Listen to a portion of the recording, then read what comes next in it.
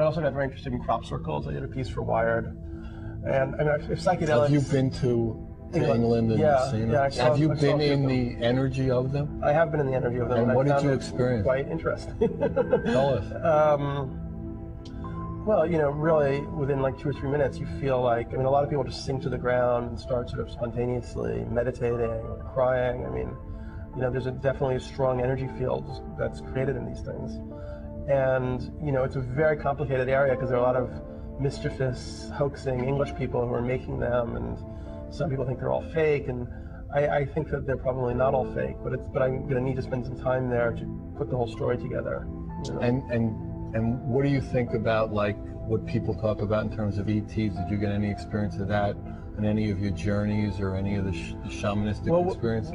One reason I got so interested in the crop circles is a lot of them are pointing to the same 2012 date in various ways, and there are also a lot of kind of shamanic, sacred geometrical patterns kind of recur in the crop circles. And, you know, my sense is they're pointing to this 2012 thing being a real event. And then perhaps, you know, Star Trek or Star Wars are not that far from the truth. I mean, perhaps, I mean, look how fast we've moved with our technology and how fast we've developed. There may be galactic races that are out there that are watching what's happening and are waiting till we get past a certain kind of evolutionary crisis to introduce themselves. Or something. Exactly, exactly. I take that relatively seriously at this point. Crop circles first appeared in numbers, in large numbers. Mid-1970s, 75, 76, right around in there. And for those of you that may not be familiar with the crop circles, I'll review them just briefly. They were simply circles, patterns, in cereal grain crops in nearly every crop-producing country in the world, where the stalks of grain in an authentic crop circle, where they are gently bent at a 51-degree angle. They are still alive, they still produce their fruit, they may still be harvested if they're done early enough in their season. Researchers have discovered that samples of grains taken from within the crop circles are very different from the control samples that are taken outside of the circle. For example, the crystalline structure is different within the circle than it is from outside the circle. Seeds that are grown from within, samples taken from within this crop circle, germinate very quickly. They bud very quickly, and they produce more berries per unit than those taken from outside of the circle.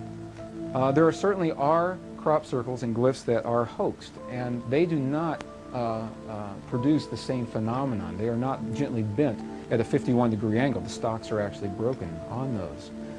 So in the mid-1970s, we began to see an increasing number of, at first they were circles, and the researchers were quick to say they're either hoaxed or they're natural phenomenon. They're just wind whipping these crops into vortices. Well, we began to see things like this. And I put this slide in here so that you could see the detail, the interwoven nature of the stalks. It's pretty difficult to hoax something like this, and especially over glyphs that are 200 and 300 yards in diameter. An interesting side note, in 1994, for the first time, we've never found any animals that were caught up within any of these crop circles, probably because most animals, when they hear or sense whatever it is that's creating these circles, the animals run. Well, there is one particular animal that does just the opposite of that, and that is a porcupine. Porcupines, when they sense danger, they simply curl up into a ball and stay put until the danger has passed. Well, in 1994, for the first time in Canada, there were 2 porcupines whose quills were actually woven into the structure of the crop circle as it was unfolding. They were no longer living. They were very flat at that point, and their quills were very easily woven into the structure of this crop circle. To the best of my knowledge, it's the first time that that's happened. So we see these complex patterns that are very difficult to hoax. Well, the simple circles began to become more and more complex. Each year, the number of circles would increase through the early 1990s, And each year there would be what was called a grand finale, the greatest, most complex, most beautiful crop circle of all. This particular image here is from 1993, I believe, and this is considered to be the grand finale of 1993. Well, the researchers that were saying we had a natural phenomenon of wind whipping these crops into vortices looked at this and they said, well, this is pretty complex, it looks very intentional, maybe there's something else happening. In 1994, I had the opportunity to attend and present a body of information at a crop circle conference in England. And while we were there, crop circles were appearing at the rate of about 11 per day all around the area where we were at. The next slide that I'll show you is what I consider to be the grand finale of 1994. A beautiful image of a very powerful pattern in the science of sacred geometry. If you're familiar with sacred geometry, you know that this is called the seed of life, and that it is an integral component of a greater pattern called the flower of life. If you are not familiar with sacred geometry, you simply know by looking at this, you sense, you feel that there's something important happening here. This is a very powerful resonant symbol that we have. Well, 1995 crop season has just completed. We just got the slides back. I haven't really shown them to many people. And the next image that I have is, for me, one of the most interesting in 1995. And what you're seeing here, many researchers believe that we're seeing a model of our solar system. Here's the sun in the center. And just beyond the sun, you see Mercury in the orbit of Mercury, Venus in the orbit of Venus, the orbit of Earth, and there's no Earth in this orbit. And then Mars in the orbit of Mars, and the asteroid belt in its orbit, and we're not seeing anything beyond that. To many researchers, they believe that this is saying something very similar to what many of the crop circle messages have said, and that's simply that there is a change unfolding upon the earth, within the lives of the people upon the earth. I do not necessarily believe that this means Earth is disappearing. I believe that Earth, as we have always known Earth, is going through a tremendous transition and will probably never look the same following the transition as it did before that. And not intending to suggest here in this slide that there will be no Earth at all. Simply not the same Earth as we've seen before. This crop formation appeared in 1995, and it was called the Missing Earth Formation because it seems to represent an asteroid belt and the orbits of Mars, Earth, Venus, Mercury and the Sun. In the fields at Etchelhampton, Wiltshire, 1997, we had a 780 unit grid, and at the time that was 30 by 26. Michael Glickman, the crop circle researcher and a legendary geometer, he said he thought this was about 2012 because that's the exact number of weeks, 780 weeks between the time it appeared and the same time in the year 2012. I think this is the most amazing crop formation that we've had associated with the Maya calendar, because April 2004 it actually ghosted was the second one to be reported this year. But last year, July 2003, Huish in Wiltshire, this 13-pointed star appeared, and it's a dead copy of a diagram from Jose Arguelles' Mayan factor, which I've just shaded in for emphasis here. And that diagram was to describe the 13-Baxton cycle itself. So here it is in the fields 2 years running. This is a crop formation in which we had the Ouroboros, which represents cycles of time. You've got the pale horse of death, Adam's grave, and the caduceus pointing to it, but that doesn't necessarily mean death as in bad news, because it could be the death of the species, the end of the species, and the start of a new species, the end of Homo sapiens, and the start of a new species of Homo superior, Homo perfectus, whatever. We're going into the 2012 subject. Of course, crop circles have been on everybody's mind. This was the formation that came down a couple years ago, which started out in an unfinished way. You notice that all of these blocks are completely solid, and this area is solid as well. Well, the circle makers, whoever they are, came back, and when they came back, this is what we got. Now you have time markings and symbols from the Mayan calendar, okay? And the alignment of these winged discs in terms of what markers they're pointing to, which corresponds to the Mayan system and the Aztec system, gave you an exact time reference of the length of time between when this was created and 2012, the end of the Mayan calendar. So this is a self-referential 2012 diagram given to us by whoever is behind the circle phenomenon.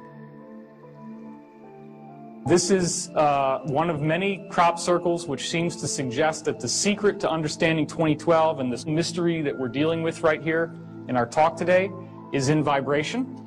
That looks an awful lot like a vibrating puddle of liquid. This is what happens when you take vibration to the next step. You get sacred geometry, and I'm going to show you more about that in a second. If you can imagine, this is a sphere and a cube and then another sphere. This is the Froxfield chromosome formation. Obviously, the circle makers are saying, you know, 2012, pay attention to your DNA, right? Except here's the thing. The chromosome's all broken up. And that's what happens before there's about to be a cell metamorphosis. Now, this is even more interesting. Check this out. What does that look like to you? A double helix. Okay, and there's 12 stations. Then down here, you get an even weirder thing. You get a triple helix, but they still have that same formation, and then boom, what's this?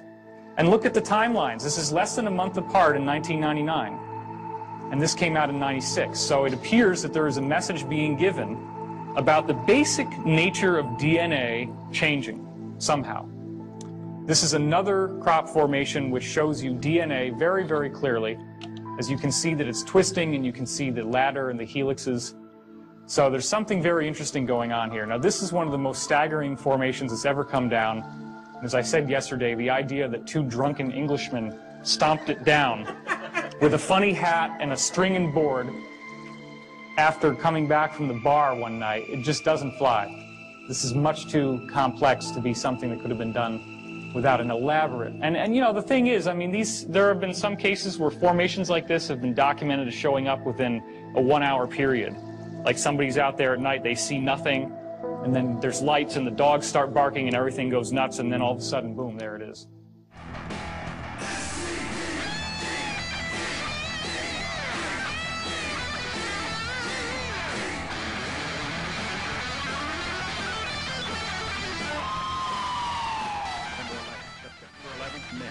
Knives, armed with chemical, biological, or even nuclear weapons. The fanatics who terrorist killers, September 11th, terrorist, Al-Qaeda, terrorist, Taliban, nuclear weapons, terrorist, 9/11 terror. My fellow Americans, we have already been attacked.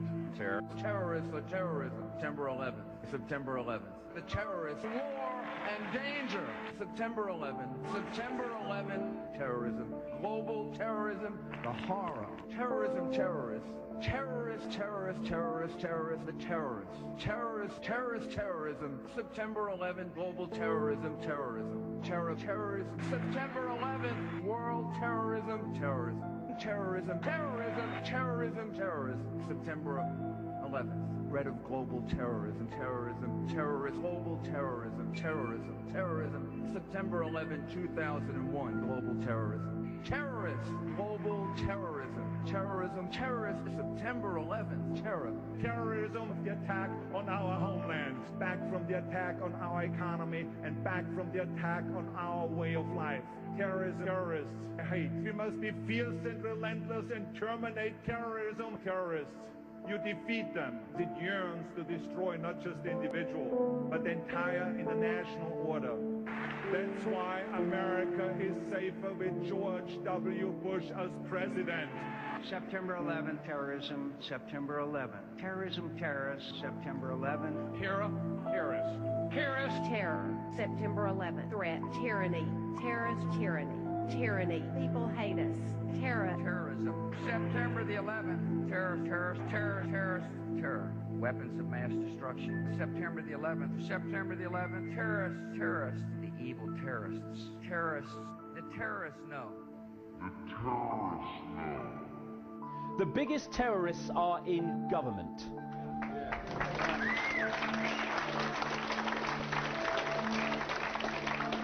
Of whatever persuasion, by the way, I ain't being party political here. Sod the lot of them. I believe in equal opportunity and equal rights and stuff. Sod the lot of them equally.